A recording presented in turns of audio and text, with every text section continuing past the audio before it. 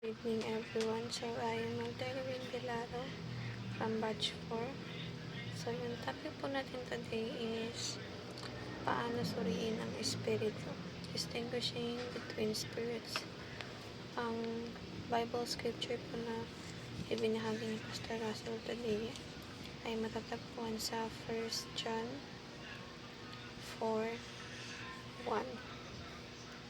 So, yung concept po natin ngayon ay distinguishing between spirits.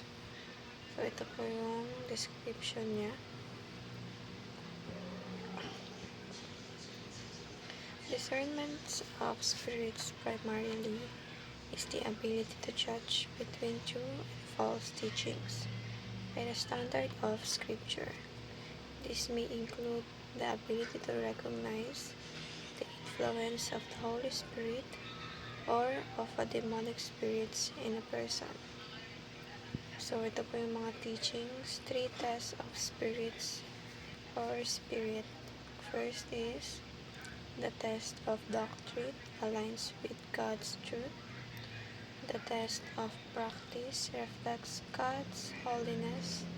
And the test of love demonstrates God's love. So, application naman po na nandito ay test every teaching through the lens of the Bible. Practice what you preach. Love the unlovable with the love of Christ. So, pinapahiwatig din po dito ng Panginoon na o ni Pastor Russell po dito sa teaching niya na dapat maging mindful tayo sa mga sinishare din po natin sa mga kapwa natin Christian o sa mga random people na nakikilala natin sa tuwing mag-share tayo ng words of God.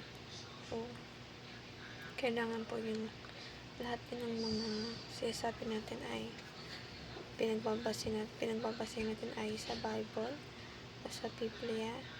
Hindi po pwedeng gumawa tayo ng sarili nating salita na hindi naman nanggaling sa Panginoon. So, malaki po kasi siyang pagiging disrespectful at baka kung ano pa po yung ma-share natin sa ibang tao na hindi naman po kalugod-lugod sa paningin ng Panginoon. Kaya yun ang magiging rason para lumayo tayo sa Panginoon o sa piling ng Panginoon. So, kaya nga sabi ko, we should be mindful at sabi nga dito, the test of doctrine aligns with God's truth.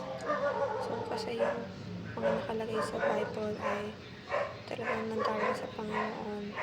Kaya dapat holy po siya. So, dapat pinapahalagaan natin at sinishare natin ang tama sa ibang tao. And reflects the God's holiness, maging Christ-like at patuloy tayong gumawa ng mga bagay na nakakapuri sa Panginoon o nakakalapit sa Kanya at dapat manggaling sa mag-demonstrate ng God's love upang mas magpatuloy yung pagmamahal ng Panginoon sa sangkatauhan o sa atin. So, thank you po. God bless and have a blessed day.